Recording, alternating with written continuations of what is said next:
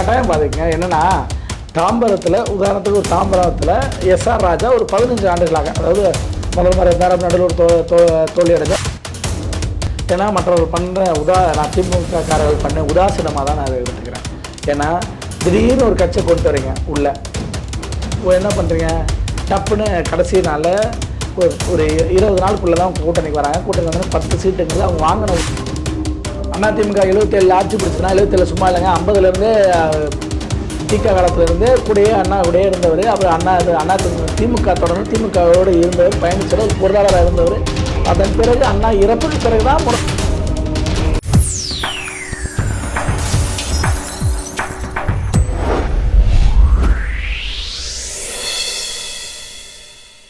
வணக்கம். Golden chance வழங்கும் அரசியல் களம். இன்றைய அரசியல் களம் நிகழ்ச்சியில் நம்மோடு இணைந்திருப்பவர் மூத்த பத்திரிகையாளர், அரசியல் விமர்சகர் திரு ராஜா ஸ்டாலின் அவர்கள். வணக்கம். வணக்கம் சார். அதிமுகவுடைய பொதுச் செயலாளர் திரு எடப்பாடி பழனிசாமி அவர்கள் அதிமுகவுடைய தேர்தல் வாக்குறுதி கொடுத்துட்டு தமிழ்நாடு முழுக்க சுற்றுப்பயணத்தில் சென்று கொண்டிருக்கிறார். நேற்று திரு ஸ்டாலின் அவர்கள் திமுகவுடைய தேர்தல் அறிக்கையை வெளியிட்டிருக்காங்க. இந்த தேர்தல் அறிக்கை ஏற்கனவே 2021 இருக்கிற சில வாக்குறுதியை இன்னும் நிறைவேற்றாத போது 2026க்கான வாக்குறுதி கொடுத்துருக்காங்க. சில வாக்குறுதிகள் பார்க்கும்போது அதிமுக கொடுத்த வாக்குறுதி ஒற்றி சில விஷயங்கள்லாம் இருக்கிறதா நம்ம பார்க்க முடியுது. உங்களுடைய பார்வை? அதாவதுங்க, அப்படியே எல்லா தேர்தலையும் அடிச்சா காப்பிங்கிற கதை தான் இருக்கும். ஏன்னா ஏற்கனவே 2021 இப்போ இன்னைக்கு கொடுத்துருக்காங்க மகளிர் உரிமை தொகை, கலைஞர் மகளிர் உரிமை தொகை. இது அப்பயே அதிமுக தேர்தல் அறிக்கையில் குடும்ப விளக்கு திட்டம்னு இருந்துச்சு, அதை தான் காப்பி அடித்தாங்க. இப்படி நிறையா விஷயங்கள் லேப்டாப்பில் இருந்து எல்லா விஷயங்களும் அப்படி காப்பி அடித்தாங்க. இப்போ அதே போல் டிட்டோ இப்போ நெல் கொள்முதல் விலை 3500 4500 அப்படிங்கிறது அதிமுக கொடுத்த அப்படியே சேம். அதே போல் 2000 ரூபாய் மகளிர் உரிமை தொகை உயர்த்தி கொடுப்போம் அப்படிங்கிறது. அதுபோல் 10,000 வங்கி கணக்கு போடுறேன்னு சொன்ன உடனே விமர்சிச்சுட்டு இருந்தாங்கல்ல திமுககாரங்க எல்லாமே. போய் எப்படி 10,000 போடுவீங்க, பொருளாதார செலவு அப்படி இருக்குது இப்படி இருக்குது, எப்படி எல்லாம் முடியும், இப்படி ஃபண்டு பத்தும், இப்படிலாம் பேசிட்டு இப்போ 8,000 டோக்கன் கொடுக்குறாங்க. அதிமுக 10,000 கொடுக்கும்போது பிரச்சனை யாருன்னு சொன்னவங்க அனைத்து திமுக ஆதரவு பேச்சாளர்களும் ஊடகவியலாளர்களும் என்ன இன்னைக்கு பேசுகிறாங்கன்னா, டோக்கன் 8,000 டோக்கனை பற்றி டோக்கன் கொடுக்குறாங்க. அப்புறம் அவங்களுக்கு பிடிச்ச பொருள் வாங்கிக்கோங்க, ஏன்னா நீங்கள் நீங்களாக ஒரு ஃப்ரிட்ஜு, நீங்களாக ஒரு வாஷிங் மிஷின் அப்படிலாம் திணிக்காமல் பிடிச்சதை வாங்கிக்கலாம் அப்படின்னு மாற்றி பேச ஆரம்பிச்சிட்டாங்க. திமுக எப்பவுமே அப்படி தான் மாற்றி பேசுவாங்கன்னு வச்சுங்க. அடுத்தது நெல் கொள்முதல் விலை உயர்வு பண்ணி தர்றது, கரும்பு வெட்டு விவசாயிகளுக்கு கரும்பு குவிண்டாலுக்கு விலை தருவது, குவிண்டால் கரும்புக்கு டென்னுக்கு விலையேற்றி தருவது, இப்படி அனைத்துமே அதிமுக கொண்டு வந்த திட்டம். அதுபோல் ஒவ்வொரு விஷயங்களும் அதிமுக என்ன சொன்னிச்சோ அதை அப்படியே பண்ணுறது. விவசாயிகளுக்கிடையே கடன் தள்ளுபடி பண்ணுங்கிறது. ஆல்ரெடி எடப்பாடியார் இருந்த 4 ஆண்டு ஆட்சி காலத்தில் 13,000 கோடி ரத்து பண்ணார். அதாவது 2 முறை கூட்டுறவு வங்கிகளில் விவசாயிகள் வச்சிருந்த கடன்களை ரத்து பண்ணார். அப்போ இது நடைமுறை ஆல்ரெடி பண்ணி காட்டிட்டார். ஆனால் இவங்க இப்போ தான் வாக்குறுதி சொல்கிறாங்க. ஆனால் இவங்க சொன்னால் எந்த வாக்குறுதி செய்ய மாட்டாங்க. இப்போ சமீபத்தில் மறுபடியும் நீட்டை பற்றி பேச ஆரம்பிச்சிருக்காங்க. நீட்டுன்னு சொன்னாங்க, கடைசியில் வேலைக்கு ஆகலை. அது செய்யலை, கேட்டால் மத்திய அரசு கையில் இருந்துச்சு, அது இருந்துச்சு மத்திய அரசு மாறனா செய்வோம் அப்படின்னாங்க. அது நாங்கள் நீட்டை மாநில அரசு போராடி வாங்கிடுவோம்னு சொன்னாங்க. அப்புறம் அது போல் கல்வி மாநில பட்டியலில் கொண்டு வருவோம்னு எடப்பாடியார் கொடுத்துருக்க தேர்தல் அறிக்கை, அதை இவங்க காப்பி அடிக்காங்க. அப்படி நிறையா திட்டங்கள் அதிமுகவுடைய திட்டங்களை திமுக அப்படியே காப்பி அடிச்சிருக்காங்க. இது எதை காட்டுதுன்னா, இப்போ திமுகவுடைய திட்டங்கள் அதிமுக காப்பி அடிக்கும் போது அது எப்படின்னா அதிமுகவுக்கு ஒரு தேர்தல் பயம், அதனால் காப்பி அடிச்சுன்னு நம்ம சொல்லலாம். ஆனால் திமுக காப்பி அடிக்குதுன்னா எனக்கு தேர்தல் அறிக்கை விட்டது யார்? முதல்ல அதிமுக தான். ஆக அதிமுக காப்பி அடிச்சுங்கிறதா 100% நிரூபிக்கப்பட்ட உண்மை. அப்போ அதன் அடிப்படையில் உங்களுக்கு தான் தோல்வி பயம் அப்படிங்கிறது வெட்ட வெளிச்சமாகுது. அது மட்டும் இல்லாமல் திமுகவுடைய வேட்பாளர்கள் தேர்வு குறை சொல்லி நிறைய இடத்துல போராட்டங்கள் நடந்துகிட்டு இருக்கு. அதுவும் குறிப்பாக சென்னையிலே நம்ம பார்க்க முடியுது. அதுவும் அறிவாலயத்தில் போய் எதிர்த்து குரல் கொடுக்குற அளவுக்கு ஆயிருக்கு. தேர்தலில் இந்த வேட்பாளர் தேர்வில் திமுக இந்த மாதிரி ஒரு விஷயங்கள் எதிர்கொள்கிறது எப்படி வெற்றியை பாதிக்கும்னு நினைக்கிறீங்க? கட்டாயம் பாதிக்குங்க. என்னென்னா தாம்பரத்தில் உதாரணத்துக்கு ஒரு தாம்பரத்தில் எஸ்ஆர் ராஜா ஒரு 15 ஆண்டுகளாக, அதாவது முதல் முறை இருந்தார், நடுவில் ஒரு தோல்வி அடைஞ்சார், மறுபடியும் வெற்றி பெற்றார், இப்போ வெற்றி பெற்றிருக்கார். அவருக்கு இந்த மாதிரி சீட்டு இல்லை, ஆனால் 15 ஆண்டுகளாக இருக்கிறவர். அப்போ சீட்டு இல்லைன்னா அவருடைய ஆட்களோட அவருமே போயிருக்கார். போய் டிஆர் பாலு அவர்களை சந்தித்து, ஏன்னா அவர் தான் வேட்பாளர் தேர்ந்தெடுக்கிற குழுவுடைய தலைவராக இருக்கார். அவர் துரைமுருகன் முக்கிய பொறுப்பில் இருக்காங்க. அதனால் நீங்கள் ஏன் செய்யலைன்னா அவர் அந்த பகுதிக்கு அவர் தான் தேர்தல் பொறுப்பாளர் தாம்பரத்து மண்டலத்துக்கு, சென்னை மண்டலத்துக்கு. அதில் ஸ்ரீபெரும்புத்தூர் எம்பியாவும் அவர் இருக்கிறார், சிட்டிங் எம்பியா.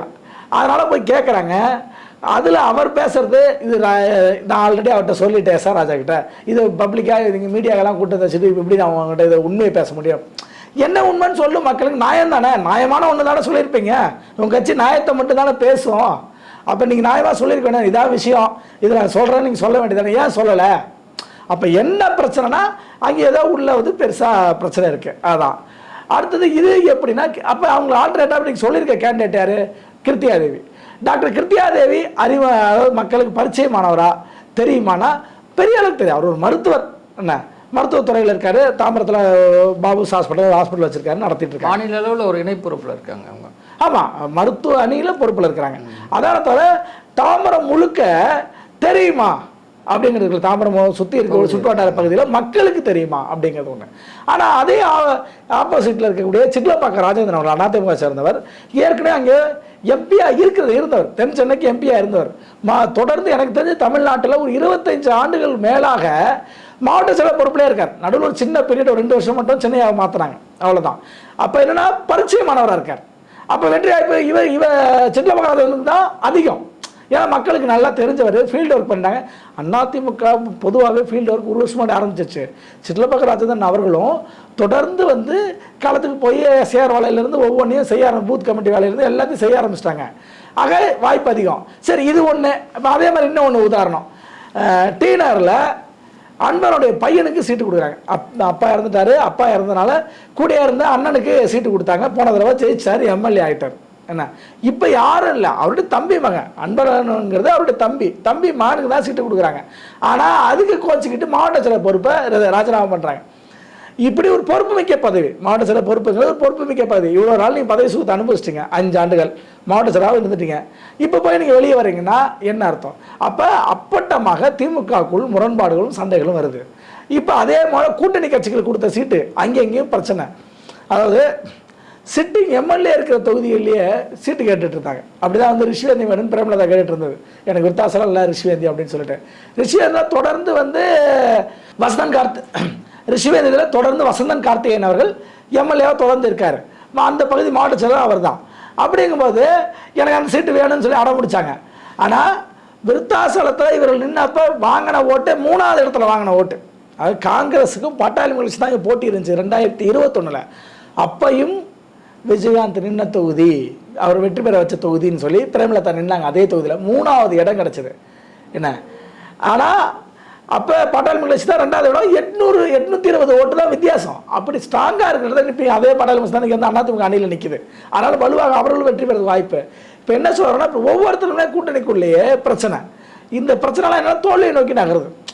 கரெக்டாக வந்து அதிமுக அணி வெற்றி பெறுவதற்கான சாத்தியக்கூறுகள் அதிகம் இருக்க மாதிரி தெரியுது. ஏன்னா யாரெல்லாம் தேர்தல் பணிகளில் சுணக்கம் காட்டுகிறார்களோ அல்லது குழப்பம் வருதோ அந்த கட்சி தோற்றுரும். குழப்பம் இல்லாமல் யார் இருக்காங்களோ, தெளிவாக வேலை செய்கிறாங்களோ அவங்க வெற்றி பெறுவாங்க. பாருங்க, அதிமுக கூட்டணி பற்றி அவங்க பேசும்போது தேர்தல் நெருங்கினர்கள் எங்கள் கட்சியில் வருவாங்க அப்படின்னாங்க. அதுபோல் ஒரு சில கட்சிகள் புதுசாக வந்தாங்க. ஜான் பாண்டியிலேருந்து புரட்சி பாரதத்தில் இருந்தாங்களே தவிர உறுதிப்படுத்தாமல் இருந்தாங்க. இப்போ இது எல்லாம் உறுதியாகுதா? என்ன பாட்டாளி மகிழ்ச்சி உள்ளே வந்துச்சா? அப்போ அமமுக உள்ளே வந்துச்சா? புதிய கட்சி தானே. அப்போ இந்த அணிக்கு புதுசு. அதிமுக அமமுக காம்பினேஷனுங்கிறது புதுசு. அப்போ புது கட்சி வருதுன்னு எடப்பாடியார் சொன்னது நடந்துச்சா? ஆமாம். ஆக அவர் சொன்னது மற்றவங்கெல்லாம் கற்பனை பண்ணிக்கிட்டாங்க. அது வந்து விஜய் வருவார் அல்லது தேமுதிக வருவார் அப்படின்னு நான் கற்பனை பண்ணிக்கிட்டாங்க. ஆனால் எடப்பாடியார் கிளவரான பொலிட்டீஷியனுங்க நிரூபிச்சிருக்காரு. என்னன்னு சொல்கிறேன், நீங்கள் விஜய் உள்ளே வந்திருந்தா விஜய்க்கு எத்தனை சீட்டு கொடுத்துருப்பீங்க? இன்றைக்கி நான் ஒரு நடிகர், எனக்கு ஒரு கிரேஸ் இருக்குது, நான் ஒரு துணை முதல்வர் அப்படின்னு சொல்லி குறைந்தபட்சம் 70 சீட்டு 60 சீட்டுன்னு பேசி கடைசியில் 40வது வந்து முடிஞ்சிருக்கும். ஆனால் 23 மாநிலத்தில் ஆளுகிற பாஜகவிற்கு தொடர்ந்து 3 முறையாக மத்திய அரசாங்கமாக இருக்கிற பாஜகவிற்கு தமிழ்நாட்டில் கொடுக்கப்பட்ட சீட்டு காங்கிரஸ் கட்சியை விட குறைவு 27 சீட்டு. காங்கிரஸ் கட்சிக்கு இப்போ தான் 99 தொட்டிருக்காங்க. இந்த 3 ஆட்சியில் 43லேருந்து மெல்ல மெல்ல வளர்ந்து இப்போ தான் 99 MP வாங்கியிருக்காங்க. 3 மாநிலம் தான் இந்தியாவை ஆள்றாங்க. அந்த கட்சிக்கு திமுக கொடுத்து 28. ஆனால் 23 மாநிலத்தில் ஆளுகிற பாஜக கொடுத்தது 27. அப்போ அவர்களுக்கே அவ்வளோதான் எடப்பாடியார் கொடுத்துருக்காருன்னா விஜய் தான் எவ்வளோ கொடுத்துருக்கணும். கட்டாயம் கூட்டணிகள் குழப்பத்தை உண்டு பண்ணியிருக்கோம். அந்த குழப்பத்தை தவிர்த்திருக்காரு. அடுத்தது விஜய் வாங்குகிற வாக்கால் அதிமுக வெற்றி வாய்ப்பு அதிகம். ஏன் வெற்றி வாய்ப்பு அதிகம்? 2016 என்ன நடந்துச்சோ, அதாவதுங்க இப்போ பீகார் தேர்தலில் பிரசாந்த் கிஷோர் என்ன பண்ணார்? வாக்கு வாங்கினார், வாக்கு வங்கி காட்டான ஒரு சீட்டு ஜெயிக்க முடிஞ்சுதா? விஜயும் அதே நிலைமை தான். வாக்கு வாங்குவார், நல்ல வாக்கு வாங்குவார். அந்த வாக்கு அதிமுக வெற்றி பெறுவதற்கு உதவும். அவர் ஒரு பிரசாந்த் கிஷோராக மாறுவார். அவர் நினச்சிட்டாரு நம்ம பவன் கல்யாண், ஆனால் அவர் பவன் கல்யாண் பிரசாந்த் கிஷோர்னு இப்போ தான் நிரூபிக்கிறார். ஆக இப்படி தெளிவாக சொன்ன விஷயங்கள் சரியாக கூட்டணி அமமுக வந்துச்சு, பாட்டாளி மக்கள் கட்சி வந்துச்சு, கூட்டணி செட்டில் ஆயிடுச்சு. செட்டில் ஆகி நல்லா போது. எங்கள் தலைமை அதிமுகவுடைய தலைமை அலுவலகத்தில் எம்ஜிஆர் மாளிகையில் உட்காந்து பேசி கூட்டணி அறிவிக்கிறாங்க, சீட்டு அறிவிக்கிறாங்க, வேட்பாளரையும் அவரே அறிவிக்கிறார். அடுத்தடுத்த நாட்களில் அதிமுக வேட்பாளர்களோட பாட்டாளி மக்கள் வேட்பாளர்களோட அவங்கவுங்க பட்டியல் வெளியிடுறாங்க, கூட இருக்கிறாங்க. அப்போ ஒன்றா அந்த குழு பாருங்கள், ஐஜேகேலேருந்து தமிழ் மாநில காங்கிரஸ்லேருந்து ஒவ்வொருத்தருமே இப்போ ப்ரெஸ் அட்ரஸ் பண்ணுறாங்க. அது எடப்பாடியாக பேசி முடிச்சுட்டு அன்புமணி அவர்கிட்ட நீங்கள் பேசுகிறீங்களா பேசுங்கன்னு சொல்லிட்டு அவர் எந்திரிச்சு வர்றார். அந்த ஒற்றுமை இருக்குது பாருங்கள். இங்கே இல்லை நான் மட்டும்தான் பேசுவேன், நான் தான் எல்லாத்துக்கும் உரிமை அப்படின்னு நடந்துக்கல. ஆனால் இந்த கூட்டணி என்ன பண்ணுவாங்க? டெல்லியின் அடிமை கூட்டணி இப்படின்னு பேசுவாங்க. ஆனால் டெல்லிக்கு சீட்டு கம்மியாக கொடுத்தாலும் அடிமைன்றுவாங்க, அதிகமாக கொடுத்தாலும் அதுக்கு ஒரு கதை கட்டுவாங்க. இப்போ இது பாஜக கேம் ஆடு தான். அதிமுக நீங்கள் கம்மியாக கொடுங்க அப்படின்னு அவங்களே கேட்டு, யாராவது உலகத்தில் திமுக காரர்கள் போல, திமுக ஆதரவு பேச்சாளர் போல இந்த உலகத்தில் ஒருத்தவங்க கூட பேச மாட்டான். ஏன்னா அவங்க கட்சி சீட்டை அவங்களே குறைச்சி கொடுன்னு கேட்பாங்களா? என்னைக்காது எந்த கட்சியாக கேட்டிருக்கா? அப்படி கொடுத்தா கொடுக்குறப்ப ஒருத்தன் எனக்கு 10,000 தராங்க, அவன் என்ன பண்ணுறான்? கூட 15,000 ரூபாய் கொடுக்குறான். நான் என்ன பண்ணுவேன்? வேணாண்டா நீ வச்சுக்கிறான் நான் சொல்லுவேன், குடுவா சாமி வாங்கி வச்சுக்க தானே போவோம். ஆக அப்படிங்கிற இடத்துல எப்படி அவன் சீட்டு வேணான்னு சொல்லியிருப்பான்? எப்படி பாஜக வேணான்னு சொல்லுவாங்க? ஆக அதிமுகவுடைய அணி என்பது ரொம்ப கம்ஃபர்டபுளாக எத்தனை சீட்டு நம்மளுக்கு இருந்தால், ஏன்னா இந்த மாதிரி கட்சிகள் வளர்கிற கட்சிகள் கட்சி பணியை, ஏன்னா என்னதான் அதிமுக அணி போனாலும் அங்கே தேர்தல் பிரச்சாரம் வேலை செய்ய கட்சிக்காரர்கள் வரணும். அவர்களுடைய சொந்த கட்சிக்காரர்கள் தான் போய் வீடு வீடாக போய் வாக்கு சேகரிக்கணும். அப்போ சேகரிக்கணும்னா குறைந்த தொகுதியில் போட்டியிடணும்னா அடர்த்தியாக வேலையாட்கள் வர முடியும். அது அந்த கட்சியுடைய வேலையாட்கள். இப்போ அதிமுகனா 1.5 கோடி பேர் உறுப்பினர், பாஜக எவ்வளோ இருக்காங்க? ஒரு 20 லட்சம் 30 லட்சம் இருக்கலாம். அப்போ அந்த 20 லட்சம் 30 லட்சம் பேர் வேலைக்கு வர்றதுக்கு 20 லட்சம் 30 லட்சம் பேரை வச்சுக்கிட்டு அவங்க போய் ஒரு 60 தொகுதியில் போட்டிட்டா எப்படி போட்டியிட முடியும்? பாமக அது போல் நான் ஒரு 60 தொகுதியில் போட்டிடுறேன் அப்படின்னு போட்டியிடணும்னா பாமகவுடைய அதிகபட்ச சக்ஸஸ் ரேட்டு அதிமுக இருக்கும்போது அவங்க 20 சீட்டு என்ன தனிச்சு போட்டிட்டு 4 சீட்டு தான் ஜெயிச்சிருக்காங்க. ஆக இந்த சக்ஸஸ் ரேட்டை பார்த்தா அவங்க பயப்படுறாங்க. என்னென்னா இப்போ இருக்கிறது கரெக்டான சீட்டாக இருக்குது. அடுத்தது ஒவ்வொருத்தர்களுடைய வாக்கு வங்கி பாட்டாளி மக்கள் கட்சியுடைய வாக்கு வங்கி 6%. நீங்கள் ராமதாஸ் பிரிஞ்சார் போன ராமதாஸ் மீது அனைவருக்கும் மரியாதை உண்டு. மக்கள் ஓட்டாக போடும்போது இவர் அன்புமணிக்கு தான் ஓட்டு போடுவாங்க. ஏன் போடுவாங்கன்னா இன்றைக்கி அவர் யார் கூட சேர்ந்துருக்கார்? சசிகலா கூட. சசிகலா வன்னியர் இடஒதுக்கீடுக்கு எதிராக தானே போராடினாங்க அவருடைய சமூகத்தை இது பண்ணி. அப்போ எப்படி 2 பேருடைய இது பொருந்தா கூட்டணி? ராமதாஸும் சசிகலாவும் பொருந்தா கூட்டணி. அவர் தனிச்சு கூட நின்று அவருடைய வாக்கு வாங்கியிருப்பார். ராமதாஸ் தனிச்சு நின்றா கூட ஒரு 5,000 10,000 வாக்கு வாங்கியிருக்கலாம். ஆனால் இவரோட நின்னது அப்போ நீங்கள் சுயநலத்துக்காக நீங்கள் என்ன வேணாலும் பண்ணுவீங்க, அப்போ உங்கள் பையனே நீங்கள் இப்படி பண்ணுவீங்கன்னா நாங்கள் என்ன அப்படின்னு மக்கள் அவருக்கு போடுவாங்க. சும்மா ஏதோ பழைய ஆட்கள் கொஞ்சம் பேர் போட்டு ஒரு 1000 2000 ஓட்டோட முடிச்சிடும். அன்புமணி தான் ஸ்கோர் பண்ணுவார். அடுத்தது அன்புமணி பார்க்க தான் 6%, ஆனால் ஓட்டாக பார்த்தீங்கன்னா 7 லட்சம் ஓட்டு. எந்த கூட்டணி எங்கே போனாலும் 7 லட்சம் ஓட்டு. சரி, இவர் ஒரு 2 லட்சம் ஓட்டு இது பண்ணால் கூட 18 லட்சம் ஓட்டு கன்சாலிடேட்டாக வரும். இந்த 14 லட்சம் ஓட்டு இருக்கிற அன்புமணி வாங்குற ஓட்டு இது மொத்த திமுக காங்கிரஸை தாண்டி இருக்கிற மொத்த கட்சி ஓட்டை விட கூடுதல் அந்த திமுக அணியில். அதுபோல் பாஜக வாங்குற ஓட்டு என்பது காங்கிரஸ் வாங்குறத விட 2 மடங்கு. அதிமுக வாக்கு வங்கி தெரியும். குறைந்தபட்சம் எந்த தோல்வி தலைவர் இடத்துல கூட அதிமுக வாக்கு வங்கிங்கிறது 30-32% இருக்கும். அப்படிங்கும்போது எல்லாம் கூட்டும் போது ஏறத்தாழ 45% மேலே அதாவது கன்சாலிடேட்டடாக வந்துடும். அப்படிங்கும்போது வெற்றி வாய்ப்பு மிகவும் பிரகாசமாக அதிமுக இருக்குது. சென்னை இன்னும் சொல்ல போனால் 1.5 லட்சம் வாக்குகள் தான் போலே ஆகும். அப்போ எஸ்ஏஆருக்கு முன்னாடியே அப்படி தான் போலாட்டுருச்சு. இப்போ எஸ்ஏஆரில் வேற வாக்கு அதாவது வாக்காளர்களே குறைஞ்சிச்சு. 1.5 லட்சம் அளவுக்கு இருக்குது, 170 இருக்குது, 2 தாண்டல நிறையா தொகுதிகளில். அப்படிங்கும்போது போட்டு போலாகிறதே ஒரு 1,20,000 1,40,000 போலாகுங்க. அந்த 1,40,000 நம்ம நாம் தமிழர் கட்சி விஜய் அவர்கள் ஒரு 10,000 கழிச்சாலே 1 லட்சம் ஆகிப்படும். அப்போ வேட்பாளர் ஒரு 50,000 60,000 எடுத்தாலே வெற்றி வேட்பாளர் மாறிடுவார் சென்னை நகரத்தை பொறுத்த வரைக்கும். அப்படிங்கும்போது இந்த 60,000 ஓட்டு 70,000 ஓட்டுக்கு அதிமுக ரொம்ப ஈஸியான ஸ்கோரு. இந்த முறை சென்னையில் அதிமுக கட்சி குறைந்தபட்சம், அதாவது சென்னை, திருவள்ளூர், காஞ்சிபுரம் இந்த 30 சட்டமன்ற தொகுதியில் ஒரு 20க்கு மேற்பட்ட தொகுதியில் அதிமுகவை கைப்பற்றுவாங்க. அப்படியான கள நிலவரம் இருக்குது. நான் மாநில அரசில் கவனம் செலுத்த விரும்புகிறேன். 2026 தேர்தலுக்கு அப்புறம் தமிழ்நாட்டுடைய அரசியல் சூழல் மாற இருக்கிறது அப்படின்னு திரு தொல் திருமாவளவன் அவர்கள் வந்து நேற்று ஒரு பேட்டி கொடுத்துருக்காரு. இது எதற்காக வந்து எம்பியாக இருந்துட்டு இருக்காரு, திடீர்னு வந்து மாநில அரசில் ஒரு வேட்பாளராக வந்து நிற்கிறாரு? இதற்காக இந்த எப்படி இதை எடுத்துக்கலாம் நம்ம? ஏன்னா மற்றவர்கள் பண்ணுற நான் திமுக காரர்கள் பண்ண உதாசீனமாக தான் நான் அதை எடுத்துக்கிறேன். ஏன்னா திடீர்னு ஒரு கட்சியை கொண்டு வரீங்க உள்ள, என்ன பண்ணுறீங்க, டப்புன்னு கடைசி நாளில் ஒரு 20 நாளுக்குள்ளே தான் கூட்டணிக்கு வராங்க. கூட்டணிக்கு வந்து 10 சீட்டுங்கிறது அவங்க வாங்கின ஓட்டே 2 லட்சம் ஓட்டு தான். 2 லட்சம் ஓட்டு வாங்கின தேமுதிகவிற்கு 10 சீட்டு ஒரு எம்பி சீட்டு. ஆனால் 6 சட்டமன்ற தொகுதிகள் நீங்கள் ஒதுக்கி அந்த 6லையும் போட்டிட்டு 4.5 லட்சம் வாக்குகள் வாங்கியிருக்காங்க விடுதலை சிறுத்தைகள். அப்போ 6 தொகுதியில் வாங்கிய வாக்கு 4.5 லட்சம். ஆனால் போன முறை டிடிவி தினகரனோட இணைந்து சந்திச்சு 60 சட்டமன்ற தொகுதியில் போட்டிட்டு 2 லட்சம். அப்போ 2 பேருக்கான வித்தியாசம் பாருங்க. இவர்களை விட 10 மடங்கு கூடுதலாக போட்டியிட்டவர்கள் தேமுதிக. ஆனால் வாக்கு எண்ணிக்கை எவ்வளோ? 2 லட்சம் தான். ஆனால் இவர்களை விட 10 மடங்கு குறைவாக போட்டிட்டாங்க திருமாவளவன் அவர்கள். அந்த விடுதலை சிறுத்தைகள் கட்சி வாங்கின வாக்கு 4.5 லட்சம். அப்போ ரெண்டையும் ஒன்றா நடத்துகிறாங்களே, அதை விட இல்லை, ஒன்றா நடத்துனா கூட பிரச்சனை இல்லை, அதை விட குறைவாக நடத்துகிறாங்களே. மாநில எம்பி கொடுத்தாச்சு, 10 சீட்டு கொடுத்தாச்சு, நம்மளுக்கு 8 சீட்டுக்கு எவ்வளோ அசிங்கப்பட்டு பேச்சுவார்த்தை வேதனைப்பட்டு அவரே நான் கொஞ்சம் சேர்த்து கொடுங்கிறதுக்கெலாம் நான் இவ்வளோ பேசணுமா, உங்கள்கிட்ட கேட்குறது எனக்கு வேதனை அளிக்கிறது அப்படின்ட்டாரு. ஆக இதையெல்லாம் புரிஞ்சு நம்ம கட்சியை இனி தமிழ்நாட்டில் வலுப்படுத்துவோம். ஏன்னா நீங்கள் எப்போ பாஜக வந்துச்சோ, பாஜக எதிர்ப்புன்னு ஆரம்பிச்சங்களோ, அந்த 14 வருஷமாக மத்திய அரசாங்கத்தில் அங்கம் வகிக்கவே இல்லை திமுகவோ விடுதலை சிறுத்தைகளோ கம்யூனிஸ்ட் கட்சிகளோ அங்கம் வைக்கிறேன். அப்போ அங்கம் வைக்கலாம்னா என்னென்னா, எந்த விதமான மாநிலத்திற்கான உரிமைன்னு கேட்டு நீங்கள் பெற முடியல. மெட்ரோ திட்டத்தை கிட்டத்தட்ட ஏறத்தாழ ஒரு 11,000 கோடி ரூபாய் செலவில் மத்திய அரசாங்கம் கேட்டு எடப்பாடியார் வாங்கி நடைமுறைப்படுத்தினார். சென்னையில் 63,000 கோடி மெட்ரோ ரயிலுக்கு இபிஎஸ் அவர்கள் மத்திய அரசாங்கத்திலிருந்து கேட்டு சென்னையில் அவர் முதல்வர் இருக்கும்போது வாங்கி நடைமுறைப்படுத்தினார். அதுபோல் எய்ம்ஸ் மதுரையில் கட்டுவதற்கு மாநில அரசு நிலம் கையகப்படுத்தி கொடுத்து நீங்கள் இப்போ கட்டி அங்கே வகுப்பறைகள் நடந்துட்டுருக்கு.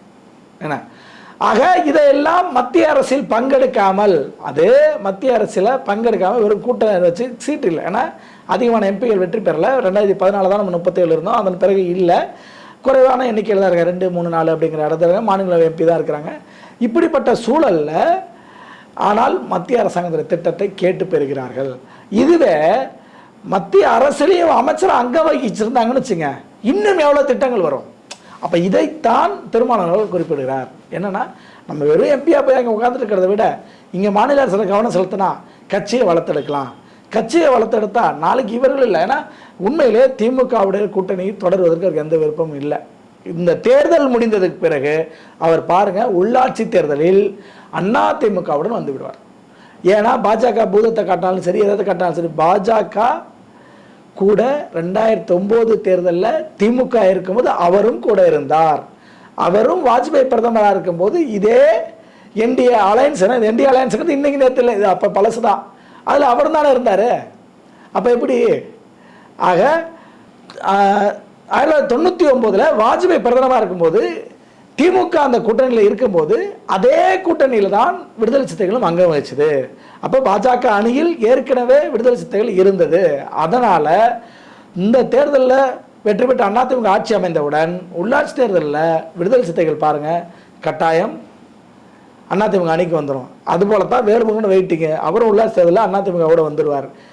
இதையெல்லாம் எதை காட்டுகிறதா, இவர்கள் வந்து திமுக தோல்வி இடத்துக்கு போகுது, நம்ம ஒரு வெற்றி பெற்ற இடத்துக்கு வருவோம் அப்படின்னு வெற்றியாளர்களோடு கைகோர்த்து கொள்வோம் அப்படின்னா இந்த அதிமுக அணிக்கு வருவதற்கான முன்முயற்சிகளாக தான் இது நடந்துட்டு இருக்கு. திரு விஜய் அவர்கள் வந்து வேட்பாளர் வந்து அறிமுகப்படுத்தியிருக்காரு. அந்த வேட்பாளர்கள் சில பேர் மேலே வந்து கொலை குற்றங்கள் இருக்குது, சில வேட்பாளர் மீது வந்து கடுமையான ஜாதி வெறியை தூண்டுற மாதிரி பேச்சுக்கள்லாம் நம்ம அதை பார்க்க முடியுது. சில வேட்பாளர்கள் வந்து 3 நாளுக்கு முன்னாடி சேர்ந்தவங்களாம் வந்து ஒரு தொகுதியோட வேட்பாளராக அறிவிக்கப்பட்டிருக்காங்க. அப்போ வந்து 234 தொகுதிக்கும் வேட்பாளரில் கிட்டத்தட்ட 40 பேருக்கு மேலே வந்து மாற்றுக் கட்சியிலேருந்து வந்தவங்களாம் இருக்கிறத நம்ம பார்க்க முடியுது. அந்த வேட்பாளர்கள் வந்து நீங்கள் உங்களுடைய பார்வையில் எப்படி பார்க்குறீங்க டிவிகேனுடைய? அதாவதுங்க, மாற்றுக் கட்சியிலேருந்து திடீர்னு வந்து சேர்ந்தவன் போய் என்ஆர் காங்கிரஸில் பேச்சுவார்த்தை நடத்திக்கிட்டே இருக்கிறாங்க. ஒன்றும் இப்போ அவர் தனியாக இந்த என்டி அணிங்கிறது உறுதியாக இருக்கார். உடனே என்ன பண்ணுறாங்க, டப்புன்னு அங்கே சீட்டு கிடைக்கலன்னு கோச்சிக்கிட்டு வரணும் கூட்டி இங்கே சீட்டு கொடுக்குறாங்க. அதே பாண்டிச்சேரியில். தமிழ்நாட்டில் சரி அங்கே தான் பாண்டிச்சேரியில் அந்த நிலமன்னா, தமிழ்நாட்டில் என்னடா நிலமன்னா எல்லாம் பார்த்தோன்னா அதிமுக கட்சியிலேருந்து கைவிடப்பட்டவர்கள் அல்லது அதிமுக கட்சியில் செல்வாக்கு இழந்தவர்கள் சொல்லட்டும், அதிமுக கட்சியிலேருந்து செல்வாக்கு இழந்தவர்கள்லாம் கூட்டு சீட்டு கொடுக்குறாங்க. அப்போ அந்த சீட்டு கொடுக்கறது என்ன காட்டுதுன்னா, இத்தனை நாள் கட்சிக்கு வேலை பார்த்தால அவர்களுக்கு கொடுக்கல. உங்களுக்கு இப்போ நீங்கள் 2 ஆண்டு 3 ஆண்டு கட்சி தொடங்கிட்டீங்க, இது மாதிரி நிறைய ரசிகர் மன்றமாக வச்சுருந்தீங்க, ரசிகர் இயக்கம்னு சொல்லி இப்போ நடத்திட்டு இருந்தீங்க. அந்த இயக்கத்தில் விஜய் மக்கள் இயக்கத்தில் இருந்தவர்களுக்கு நீங்கள் வாய்ப்பு தரல. ஆக உங்களுக்கு மற்ற கட்சிகளை குறை சொல்லிட்டே இருப்பீங்க, இவங்களை தீய சக்திங்க அவங்கள அப்படிம்பீங்க, நாங்கள் தூய சக்திங்க. கடைசியில் அதே தீய சக்தியிலேருந்து வளர்ந்து வந்த நாஞ்சல் சம்பத்தை சேர்த்துக்குவீங்க, செங்கோட்டைன்னு சேர்த்துக்குவீங்க. அவர்களெல்லாம் வந்து உங்கள்கிட்ட வந்தால் அந்த போப்பாண்டர் மாதிரி இப்போ இந்த புனித ஸ்தானம் கொடுக்கறதுக்கு உங்களுக்கு எதாவது வாய்ப்பு இருக்கானு தெரில. உங்கள்கிட்ட வந்தால் அப்பா சாப்பிட்டு அவங்க மனிதர்கள் புனிதராக மாறிடுவாங்க போல். ஏன் உடனே அவங்கெல்லாம் சீட்டு கொடுக்க ஆரம்பிச்சிடுறீங்க. அப்படி தான் ஒவ்வொருத்தரையுமே ஊழல்வாதிகளாக இருக்கிற யாராக இருந்தாலும் சரி, பிற கட்சியில் செல்வாக்கு இழந்தவர்களாக இருக்கட்டும், ஏறத்தாழ குறிப்பாக அதிமுகவில் இருந்து 20க்கு மேற்பட்ட அவர்களுக்கு சீட்டு கொடுத்துருக்காரு. விஎஸ் பாபுலேருந்து இப்படி ஒரு பட்டியல் போதுன்னு வச்சுங்க. செங்கோட்டையை விடுங்க, தமிழ் தெரிஞ்ச ஃபேமிலியர். காங்கிரஸ்லேருந்து 3 நாளுக்கு முன்னாடி வந்து செல்வத்தை சேர்த்துட்டாரு, செல்வத்தை கூட்டு சீட்டு கொடுத்துட்டாரு. ஆக எல்லாமே என்னென்ன எதை காட்டுதுன்னா, இவர்களுடைய எப்படி திமுகவுக்கு ஒரு இது பயம் இருக்கோ அது போல் நம்ம இவ்வளோ அவ்வளோன்னு பில்டப் கொடுத்துட்டோம், ஆனால் நம்ம வந்து தேர்தலில் தோற்று போயிட்டோன்னா என்ன ஆகுறது, அதனால் ஏதோ ஒரு 4-5 சீட்டு ஜெயிச்சாவது ஒரு கௌரவமாக இருக்கும். ஏன்னா இவர் சட்டமன்றத்துக்கு போக மாட்டார். இவர் ஜெயிச்சிட்டாருன்னா கூட இவரே இருந்தாலும், ஏன்னா உங்களுக்கு வெற்றி வாய்ப்பு இருக்குதுன்னு சொன்னால் யாரை சொல்லுவீங்க? யார்ட்டையா போய் கண்ணை மூடிட்டு கேட்டிங்கன்னா, கோபிச்செட்டிப்பாளையம் தொடர்ந்து செங்கோட்டை ஜெயிச்ச தொகுதி, அதில் வேணால் வாய்ப்பு இருக்குங்க. சரிங்க, விஜய் ஒரு நடிகர் ஒரு மாசு வேணால் மிஞ்சி போனால் அவர் ஜெயிக்கலாங்க அப்படின்னு 2 தான் சொல்லுவீங்க. இந்த 2 தொகுதியோடு நீங்கள் ஜெயிச்சு சட்டமன்றத்தில் போயிடுவீங்களா? முதல்ல இவர் ஒழுங்காக போகிற மீட்டிங்கே ஒழுங்காக வர மாட்டார். இவர் சட்டமன்றத்தில் போய் ஒழுங்காக அட்டன் பண்ணி மக்கள் பிரச்சனை பேசுகிறார். சட்டசபை ஒரு மாஸ்க் காட்டலான்னு நினைச்சாரு. ஆனால் அரசியல் அது ஒன்றும் நடக்காதுன்னு தெரியும். பாருங்கள், மீண்டும் அடுத்த வருஷம் ஒரு புதிய படத்துக்கு அவர் நடித்து ஹீரோ வந்து பாருங்க, எனக்கு இந்த அரசியல் வேணாங்க, நான் படம் நடிக்கிறேன்னு போயிடுவார் பாருங்க. ஏன்னா இதை அவர் செய்கிற ஆள் தான். நீங்கள் அரசியல்னா தோல்விகளை தாங்கணும், ஒரு கட்சினா தோல்விகளை தாங்கணும். அதிமுக 77 ஆட்சி பிடிச்சதுன்னா 77 சும்மா இல்லைங்க, 50லேருந்தே திக காலத்திலேருந்தே கூடயே அண்ணா கூடயே இருந்தவர். அப்புறம் திமுக தொடர்ந்து திமுகவோடு இருந்தவர், பயணிச்சவர், பொருளாளராக இருந்தவர். அதன் பிறகு அண்ணா இறப்புக்கு பிறகு தான் வெளியே வரார், வந்து கட்சி தொடங்கி. அதுவும் 5 ஆண்டுகள் வேலை செஞ்சு இடைத்தேர்தலாம் சந்தித்து அந்த இடைத்தேர்தல் வெற்றிக்கணியை சுவிச்சு அப்புறம் தான் 77 ஆட்சி பிடிக்கிறார். இது ஒரு பக்கம். திமுக தொடங்குறதுனா அப்படி தான், காங்கிரஸ் வந்து ஒரு மாற்று கட்சி உருவாக்குனாங்க. ஒரு 10-13 வருஷம் வேலை பார்த்து தான் அது 67 தான் அவங்க ஆட்சியை பிடிக்கிறாங்க. ஏறத்தாழ 50லேருந்து தொடங்கின கட்சி 17 ஆண்டுகளுக்கு மேலே. இப்படி ஒவ்வொரு கட்சியுடைய வரலாறு அப்படி இருக்கும்போது, நாம் தமிழர் கட்சி கூட ஏறத்தாழ வந்து 15 ஆண்டு 16 ஆண்டு தேர்தல் சந்திச்சிட்டாங்க 2009க்கு பிறகு. ஆனால் இவருக்கு அப்படியான இடம் இருக்கா அப்படி பார்த்து இப்பயே தோண்டு போய் நிற்கிறாங்க. தேர்தல் பணி இல்லை, வேலை செய்கிறதில்ல, எப்பயாவது ஒருத்தர் வர்றது நிர்வாகிங்கிறது. சரி, இவர் தான் போகலன்னா ஒரு ஆதவர்ஜுனா, புஷி ஆனந்த் போன்ற சிடி நிர்மலம் போன்றவர்கள் தொடர்ந்து மக்களை சந்திக்கணும்ல. யாரும் மக்களை சந்திக்கிறார், சும்மா அந்த டிவி விவாதங்களில் கலந்துக்கிறதா அவங்களுக்கு கட்சி பணியே நினச்சிக்கிறாங்க. ராஜ்மோகன் போன்றோ இல்லை லயனாமணி போன்றோ இல்லை இன்னும் சில ஆட்கள் போய் டிவியுடைய விவாத நிகழ்ச்சிகளில் இப்போ அதுவும் கலந்துக்கிறது இல்லை இப்போ. ஆமாம், ஏன்னா கேள்வி கேட்க ஆரம்பிச்சிருவான்ல. இப்படி தானே ஏங்க கரூர் சம்பவத்தில் எல்லோரும் அப்ஸ்காண்ட் ஆனவங்க தானேங்க. அவங்க எங்கே ஒரு பத்திரிக்கை அந்த ஒரு 30-40 நாள் ஒரு பத்திரிக்கையாளரை சந்தித்து யாராவது பேசினாங்களா? யாருமே பேசலை. இந்த மாதிரி ஒரு ஏறத்தாழ ஒரு கிட்டத்தட்ட ஒரு 45 நாள் சுத்தமாக அனைவரும் வீட்டுக்குள்ளேயே படுத்துட்டாங்க. ஒரே ஒருத்தர் வந்து சந்தித்து பேசினார், திரு தாடி பாலாஜி. அவர் கட்சி விட்டு தூக்கிட்டு. ஆமாம், நீ ஏன் அந்த மாதிரி பண்ண, நாங்களே எப்படி என்ன செய்யறது தெரியாமல் ஒதுங்கி இருந்தோம், நீயா வந்து எங்களை வாயை கொடுத்து எங்களையா மாட்டி விடுறான்னு சொல்லிட்டு பண்ணிட்டாங்க. ஆக என்னன்னா இந்த மாதிரி அரசியலில் ஒரு ஹீரோயிச மனப்பான்மையோடு வந்து இறங்குவதற்கு இல்லையா, அவர்கள் வந்து பெரிய அளவுக்கு வெற்றி பெற மாட்டாங்க. நான் அந்த மாதிரி நிறைய தோல்விகள் இருக்குது. பாக்யராஜ் வந்து பார்த்தாரு முடியல, சிவாஜி கணேசனே வந்து பார்த்தாரு முடியல. ஏன்னா அரசியலுங்கிறது வெறும் கமலஹாசன் என்னவா இருக்காரு, மானதி சீனிவாசன் கிட்ட தோத்துட்டார். நம்ம அப்படிதான் இதை எடுத்துக்கணும். உலகநாயகன் அப்படி உலகநாயகன் அவர் பெரிய நடிகர் மாசு அப்படின்னு பேசினாலும் மானதி சீனிவாசனை தோத்துட்டார் முதல் தேர்தலில் தோத்து. ஆமாம், விஜயகாந்த் ஒரு தேர்தல் ஜெயிச்சார், அது ஒரே ஒரு சீட்டு. 2வது தேர்தல் கூட்டணி வந்தார், அந்த கூட்டணி வந்ததுனால இருந்தார், இருந்து வெற்றி பெற்று ஆலந்தூரில் பண்ருட்டி ராமச்சந்திரன் உட்பட அனைவரும் எம்எல்ஏ தான். ஆனால் அடுத்த தேர்தல் அதே பண்ருட்டி ராமச்சந்திரன் அதிமுக ஐக்கியமாகி 2016 அதிமுக சார்பாக வெற்றி பெற்றார் அதே இதில். ஆக இப்படி தான் அந்த சூழல் போகுதுன்னு வச்சுங்களேன். அதே 2016 விஜயகாந்த் அவர்கள் தனித்து போட்டிட்டு 2வது இடம் கூட இல்லைங்க, 3வது இடம் கூட வர முடியல. அப்போ பார்த்தீங்கன்னா அந்த உள்ளூரை சேர்ந்த குமரகுரு, வசந்தவேல், திமுக சேர்ந்த வசந்தவேல், அவங்க தான் இப்பயும் அதே தேர்தல், அதே காம்படிஷன் தான். அதே உளுந்தூர்பேட்டை தொகுதியில் இப்போ 2026 குமரகுரு தான் அதிமுக வேட்பாளர், வசந்தவேல் அவர்கள் தான் திமுக வேட்பாளர். ஆக அங்கேயுமே 3வது இடத்துக்கு அப்பயே தள்ளிட்டாங்க விஜயகாந்தை. அப்போ என்ன சொல்ல, இத்தனை தோல்விகள் சொல்ல நடிகர்களால நாங்கள் வெற்றி பெற்றுவோங்கிறத எல்லாமே எம்ஜிஆராக ஆகிட முடியாது. ஏன்னா எம்ஜிஆருக்கு வந்து ஒரு தொடர்ந்து ஒரு பயிற்சி இருந்துச்சு. அதாவது அவர் மட்டுமா பயிற்சி எடுத்துக்கிட்டார், அவர் கூட அந்த நாவலர் நெடுஞ்செழியிலிருந்து ஒவ்வொருத்தருமே பயிற்சி எடுத்தவங்க. என்ன ஜெயத்ரட்சகலேருந்து இன்றைக்கி வந்து திமுக ஜெயத்ரட்சன் உட்பட எஸ்.சி. சண்முகம் உட்பட எல்லாமே அவர் கூட இருந்தவங்க தானே. அப்படி தான் மெல்ல மெல்ல வந்து, அதாவது திமுகலேருந்து வரும்போது ஒரு பெரிய அமைச்சர் பட்டாளத்தோடு, எம்எல்ஏக்கள் பட்டாளத்தோடு, முன்னாள் மாவட்ட செயலாளர் பட்டாளத்தோடு வந்து கட்சி தொடங்குறார். அவர் அப்படி தான் கட்சி தொடங்கினார். ஆனால் இவர் கட்சி தொடங்கி ஒரு 2 வருஷம் முன்னாள் எம்எல்ஏவோ எம்பியோ சீண்ட கூட இல்லை. செங்கோட்டை தான் எனக்கு தெரிஞ்ச முதல் வருகையாக வந்தார். அப்போ தான் 1-2 பேர் இப்போ வந்து நிற்கிறாங்க. சரி, தேர்தல் நேரத்தில் சீட்டு தரல, மற்ற கட்சியில் கிடைக்கலாங்க, சும்மா நம்ம இன்னும் ஒரு வேட்பாளர்னு காட்டிக்குவோம் அப்படின்னு வந்து காட்டிக்கிறதுக்கு வராங்க. இவங்க தேர்தலில் பர்ஃபார்ம் பண்ண மாட்டாங்க. ஏன்னா அதுதான் வந்து கலா யதார்த்தம்.